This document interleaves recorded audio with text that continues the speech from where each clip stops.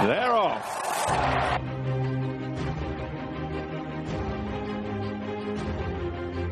All colours, all ground, all Vist. Franco won the Champions Stakes and lives up to the title. Driven out up the running, Sire Cruzy has seized the opportunity this season and he's going to land the biggest prize of all and lead the Derby field up to the line, and it's Ruler of the World who won the Derby. A royal win in the Gold Cup. Esteban has done it. Esteban and Brian Moore has won for Her Majesty the Queen. It's Mondo to win the National.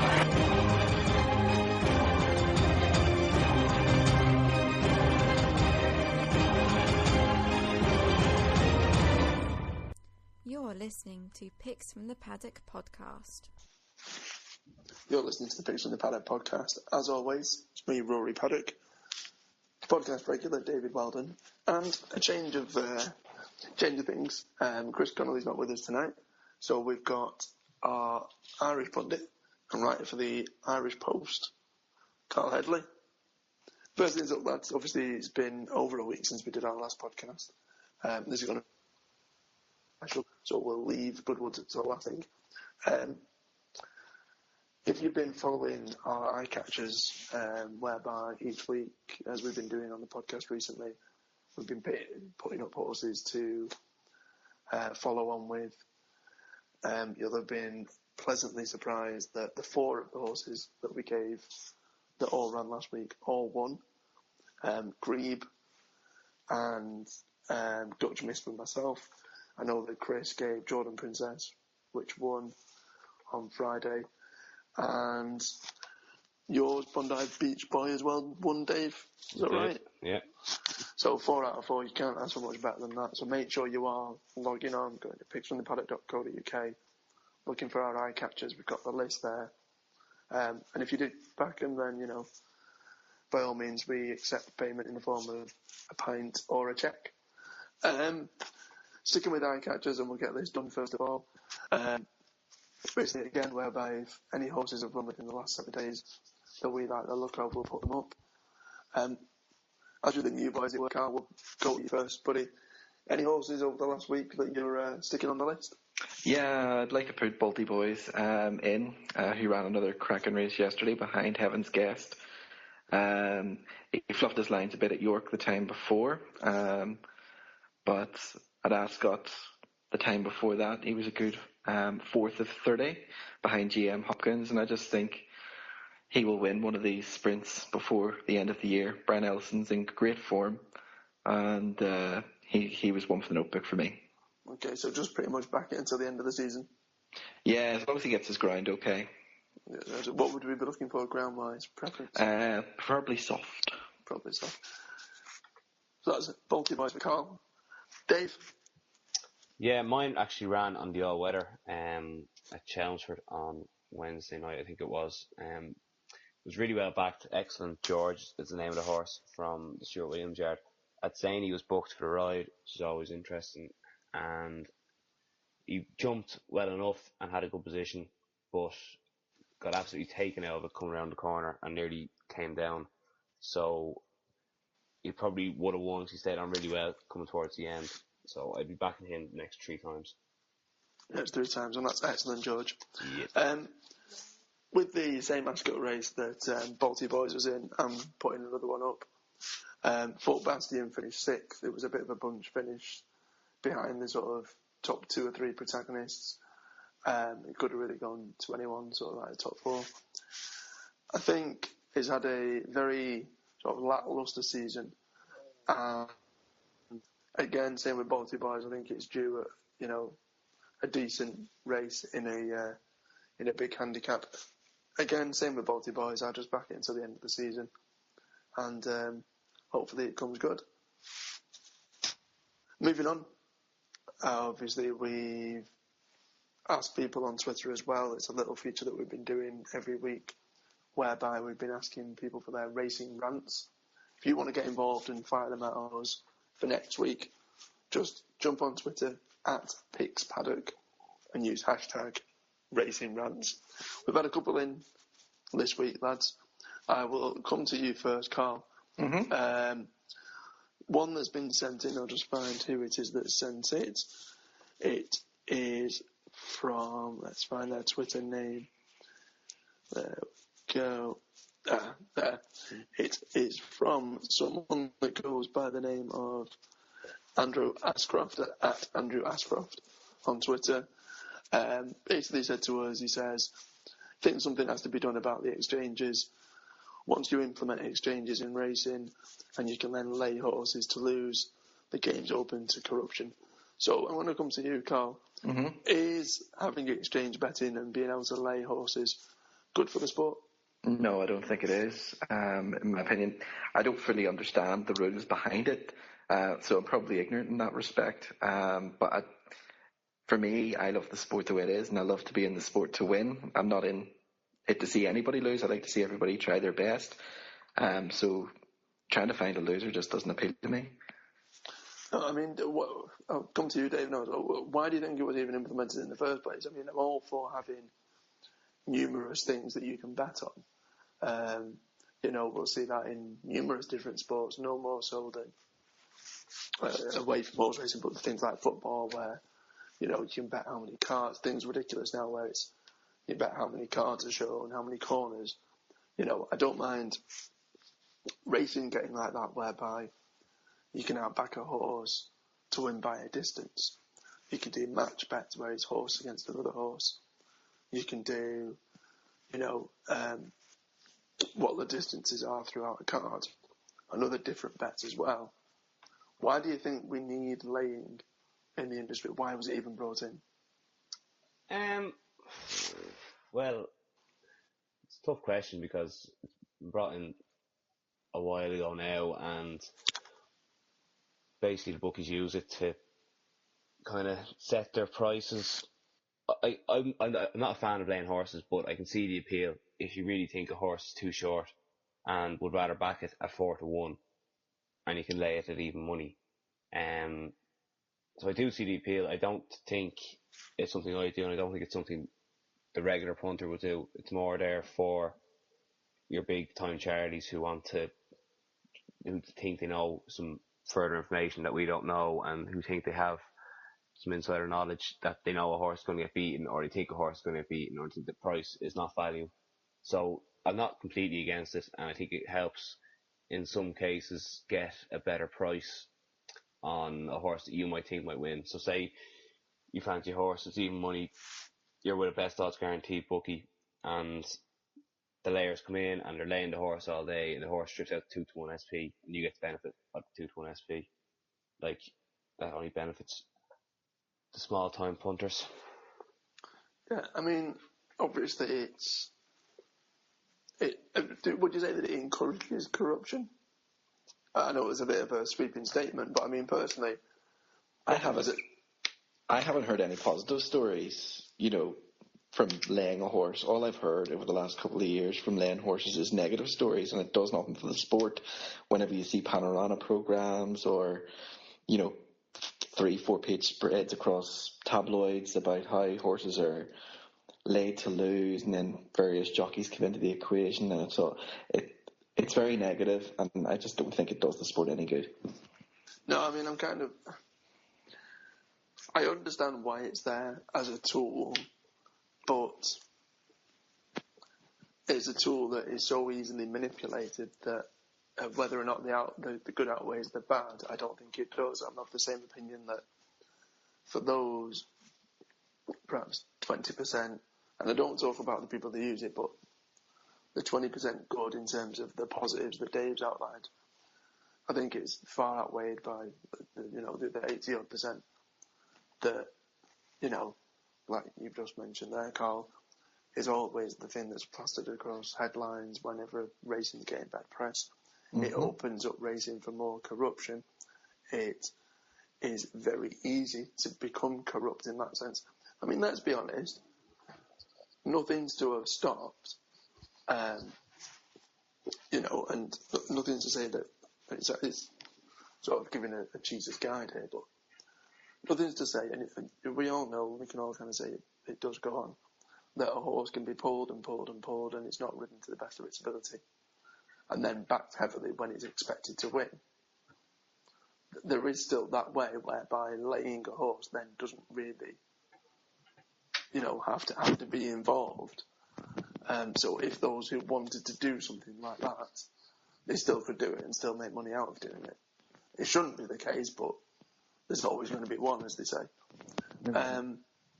Again, I understand why bookmakers will see it as a positive tool, but with that, also, if bookmakers should be able to pit their own wits against the punter. That should be the battle.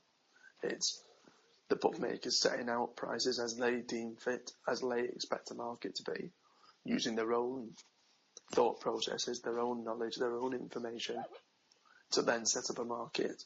And if they've got it wrong, then punters can try and benefit from that. If they get it bang on, then we don't. And that's a cat and mouse game. A lot of people forget that we're having to stake money, the average punter, to win something. Bookmakers don't have to stake something off the get-go in the same sense to make a bet. So they're not putting anything up at risk to begin with. So it'd be nice, a bit of, what's the word I'm looking for? A bit of, I guess, strategy on their part and not having to rely so heavily on exchanges would probably be more beneficial to us as punters. But the thing with that, Rory, is that if the bookies were left to do their own markets, they would underprice everything and then just let the horses drift out, having them backed until they reach the right price. So you'll get more fields of 4-1 bar at 1,500 fields on a Wednesday at Chelmsford, whereas you get bigger prices because the exchange will have the market already set in place. Yeah. But then in that case, would it be better just to go on an exchange and bet anyway? No, because you're paying commission. No, true, 100%. I mean, would you get rid of them, Dave? No, personally, your way? Personally, I wouldn't. What they need to be done is with everything with the BHA and even the Irish Turf Club, there needs to be more regulation brought into place in regards to betting patterns, and more questions need to be asked of when it's clearly obvious of what's going on in regards to plot jobs. But I don't think we can go to a stage now where we get rid of them. Carl, last question on the matter, and I'll come to you, Carl. You've just talked about plot jobs, and I might be opening up a massive can of worms here. But you say plot jobs, but a lot of people, as we've seen recently with the alleged Barney Curley coup of a few months ago, whereby bookmakers can also manipulate things whereby a coup could be presented that isn't the case. Yeah. Again, it works both ways. Carl, how would you sort things out? Well, it's up to people what they do with their own money at the end of the day. It's just not something that I'm really interested in doing. I just want to tip winners and, do the best that I can and try and pick out horses for the future and try and spot things that maybe other people don't see. I think just the whole theory behind laying a horse to lose, and like I say, I just find it completely negative. And like I say, I have yet to see a good news story about laying a horse. Yeah, exactly. Oh, moving on swiftly, chaps. We also got another one sent in to us from, let me find their name as well. It is from, where are they? There we are. It is from well-known tipster Darren Goodbody.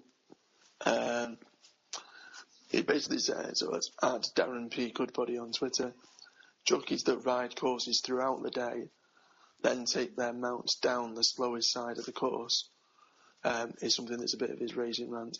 He goes on to say, I've seen many rides this week that reflect that. Some do not ride out to the best possible position they can achieve. I know it's kind of touching on all ground, and obviously, like you said, Carl, as well, we want us to be running on the merits to the best of their ability to have true and fair run races, what we say. We're not going to spend too much time on it for all it's worth. I think it's just one of those things that jockeys are human, they make mistakes. other factors obviously come into a race, or is there more to it than that? I'll come to you, Dave. Well, I think to take into account is the horse might actually want slower ground. It might act better on it. The ground might have been looser on that side, so it was easier to get through. And also, like, it might have been the jockey, the trainer might have said to him, ride on the far side, and take your chances from there. As regards the horses riding out, the jockey's riding out the horse to finish the best possible place. It is frustrating, and you can clearly see it, and it's hard to know why stewards don't act on it when it's clear to every average punter. There's a horse during the week in a maiden, and he was clearly going to finish second, and the horse dropped his hands, and he finished third in a 7-runner race with a declared non-runner. But like, that doesn't really make a difference to the jockey. He's still going to get paid his riding fee, and the horse is still going to be the same affected. It just causes punters, because it was a each way price, and causes punters hardship, given that they backed it probably each way. If they did back it at all, I did. But as regards jockeys taking different courses, they're always going to do it. Like, it's probably more prevalent over in Ireland, I think, because some of the tracks are very tight, so they go to the far side and keep travelling that course to get space, because in upper jumps, especially in Ireland, the groups are usually very tightly packed. Carl, any thoughts on it? I missed the initial question. Can you repeat the question again? Yeah, of course, buddy. Yeah, one of someone's racing rants is that I'm just bringing it back up here. It is whereby one of their racing rants is that jockeys that ride courses throughout the day. So let's say they've been there and they've ridden the first 3 races, for argument's sake, then take their mounts down the slowest side of the course. Darren says that he's seen many rides this week that reflect that some do not ride out to the best of their ability to achieve the best possible position they can. Obviously, we know that it goes on, but what are your thoughts on that, Carl? Well, as Dave said, the horse itself may actually want the softer ground, but also the horse's welfare is the primary concern for any jockey and any, actual fan of horse racing. They should be wanting to make sure that the horse is well looked after, and I guess it's up to the experts out there to determine, maybe the horse just didn't give it running because it was on its unpreferred surface, but that's when you spot, maybe there's something there for the future, when it gets its ground again, it can come back. As for jockeys, again, as Dave said, jockeys are paid a riding fee, and they should do what they're paid to do, and that's right out to the line. I don't know how many place pots I've been waiting on in the past where, have just been pipped at the post, need to be in the first 3, and the jockey just stopped riding, got 4th, or, numerous bad luck stories. But again, there's the element of human error there too. It's frustrating, very annoying, and yeah, it does definitely need looked into a bit more by those in charge. Cheers, lads. More to come after this break. You're listening to Picks from the Paddock podcast, your dedicated racing podcast. Stay updated by hitting that like button on our Facebook page and follow us on Twitter @PicksPaddock. Visit picksfromthepaddock.co.uk, all you need for racing. Welcome back, and obviously as it's a special Goodwood, Glorious Goodwood even, preview podcast, we've got, I think it's 5 days of Goodwood next week from Tuesday through to Saturday. Loads of top-notch action, Group 1s and Group races. What we're going to try and do is decipher a few of the races anti-post, see whether or not we can come up with a few selections for you to go to war with, as it were, for those 5 days. We'll give one each and then carry on. We'll do 3 each over the course of the next feature. I'll go first. Horse I'm a massive fan of. Probably heard me give the horse in previous podcasts. Runs on the first day in what is let me double check. Yeah, the Lennox Stakes on Tuesday. It's Lamato from Henry Candy. He's got his yard absolutely firing at the moment. He won the opening race on Channel 4 yesterday, which we tipped up. And ran a great race to finish second at Ascot, 18 runners. Judging from the breeding as well, the horse may actually improve for a step up to 7 furlongs. It goes to 7 furlongs for the first time. That can bring about a bit of a turn of fortune, and they can finally win this year. Win again this year. They're 9-2 as it stands at the minute. Should be a decent each way bet to nothing, really. Dave? So, yeah, my first selection from Goodwood comes in the 5:30 on the first day of Tuesday. It's a mile handicap, class 3 for 3-year-olds plus. It's big field, 19 declared at the moment. The one that catches my eye is Strong Steps for Hugo Palmer.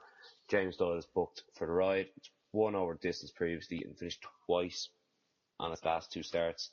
In similar enough affairs, probably a little bit less competitive.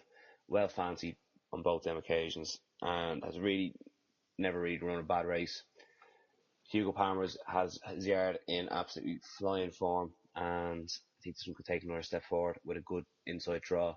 Can go well and hopefully go close at a big enough price. I think he's around 10-1 or so at the moment. Okay, and Carl, fire one of yours out. My first one goes again on the first day at Goodwood in the Qatar Vintage Stakes, and it's Birchwood for Richard Fahey and Will Buick. I just think that this one could be a bit special. Godolphin have seen something. They've went to the expense of purchasing the horse. Hopefully the rain may not have got into the ground too much on day one. He prefers a good fast surface, and he took the step up to 7 furlongs in his stride at Newmarket last time. So I think 3-1 should be a fairly decent price for him in a field where he looks to really face what I think could not be anything particularly special. Air Vice Marshal seems to be overhyped, but there's a couple of improvers in there with the likes of Galileo Gold and Twin Seals from Dean Ivory. Okay. My second one of my 3 selections, Andy posted, is Qatar Glory. Another horse that I really like the look of. It's running on Friday in what is the Group 2 Qatar King George Stakes. There's no prizes as of yet. 19 are declared. I think it's a decent enough race with the likes of Muthmere in there, but equally I just feel I don't think the race itself is massive in terms of class, and it was a very impressive third at York after quite a long layoff when it made its seasonal reappearance. I think, after that reasonable absence, if it shook off some of the rust for its time off the track in what was a decent third place, then if it comes out as an each way price, I think with Graham Gibbons retaining the ride, it could be a decent bet. Dave, your second one? Yeah, the second one is going to be Highland Reel. It runs in a Group 3 on the Wednesday. The Neptune Investment Management Gordon Stakes over 1.5 miles. Highland Reel, he finished second behind New Bay in the French Derby over a slightly shorter distance, and then finished 5th behind Jack Hobbs in the Irish Derby. Stepped down in class. It won a Group 2 over course last season when he won the Vintage Stakes, and has ran in them 3 classics this year, and a big step down in grade. Aidan O'Brien has his team in flying form, probably the top rated horse in this field. It's probably going to go off favourite, but I think it looks one of the good things in the race in what doesn't look that high class of a renewal of this race. And Carl, your second selection? My second selection goes on day one as well, this time in the Summer Stakes at 3:45. It's a horse at the bottom of the handicap called All Talk and No Do, who's won his last 2 starts for Seamus Durack and Timmy Murphy. He's getting almost a stone from the likes of Astor Nereus and Forgotten Voice. The big danger in the race could be Notarized, who represents Mark Johnson, who is a trainer who is absolutely notorious for sending winners to this meeting. But I just think Seamus Durack, Timmy Murphy, off bottom weight's a little bit tempting for me. All talking no do. Okay, my third selection ends up coming on a Saturday in the Stewards Cup. Obviously, a lot of runners still declared. I think he's in a region of about 40 odd. A horse again that I liked anti-post this season, and it's Lancelot Dulac. It finished impressively in a big race at Ascot. He finished third, whereby it was head and shoulders above the rest on the far side, I think, that day. It then went on to run in the July Cup, where it finished 8th. It was actually somewhat unlucky. I don't think it would have won, but it was running on quite nicely when hitting a bit of traffic problems. And probably would have finished a bit better then. Don't think it's a group horse, so a step back to handicap company shouldn't be an issue. Obviously, there's going to be an absolute huge field, but at around 25 to 1, I think that's a decent enough each way bet for now. Dave? Yeah, my last one comes in the Group 1 on the Saturday, the Nassau Stakes for the fillies. Now, it's big enough field at the moment. Most of them won't run. I think Aidan O'Brien has 5 or 6 entered in it. They're all not going to run, but it looks a high-class renewal with Qualify entered, Diamonds and Rubies, 2 Oaks winners, Legatissimo, the 1,000 Guineas winners. But I'm going to plumb for Irish Rookie from the Martin Mead Yard. Ran an absolute belter in the French Guineas over a mile. Steps up and trip here for the first time to 1.25 miles, which seems like it'll suit. I'll be doing a bit of a rain dance because this horse is better with a bit of cut on the ground. So, and also she's a front runner as well. I can't really get away from her at the moment. She's been raised nearly £20 since her last run as a 2-year-old. So she is well entitled to take her chance in this race, and I think she could be kind of the forgotten horse in this race, getting away from all the 4 and 5-year-olds. I think she has an absolute cracking chance. And Carl, finish off with another one.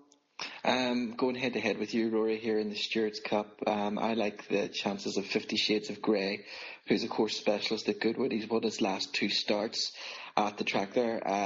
Finished not too disappointing, 6th at Newmarket last time. But prior to that as well, he was a good second at Doncaster. I think he told me earlier he's about 33 to 1 for this race. I think that's a bit daft, given his antics at this track before. So definitely at this stage, each way money, 50 Shades of Grey.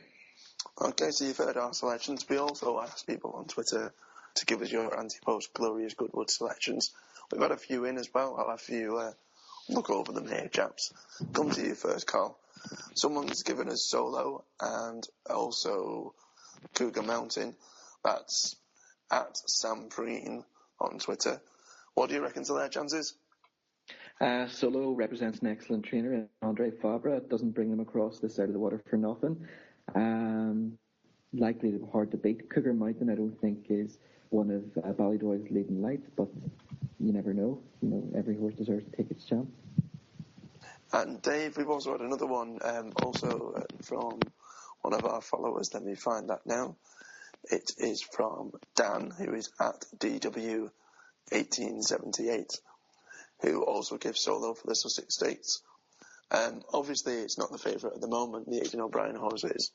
How likely do you think the O'Brien horse is to run? Once there's good on the ground, I think Glen Eagles will run. It's only going to have 2 or 3 runs at max left in its career, and it'll be off to the shed. But and if it runs, it'll take all the beating. I would agree, though, with Sam going back to Cougar Mountain. It ran an absolute belter in the Queen Anne at Royal Ascot. It finished 3rd behind Solo and was only about a length behind coming the end. It was stepped up and tripped next time out, and it didn't really suit. Back down to a mile now. I think it has a cracking each way chance with the 8 runners at about 20 to 1. Solo, if Glen Eagles doesn't run, is probably a sure thing with some cut under ground. That's a French horse. It'll probably appreciate the ground big time. I think them 3 definitely 3 to focus on in that race anyway. Okay, well, you've heard our thoughts. We've obviously said your thoughts. If you've got any selections for Glorious Goodwood, by all means tweet us at Picks Paddock, and use hashtag #GGPicks.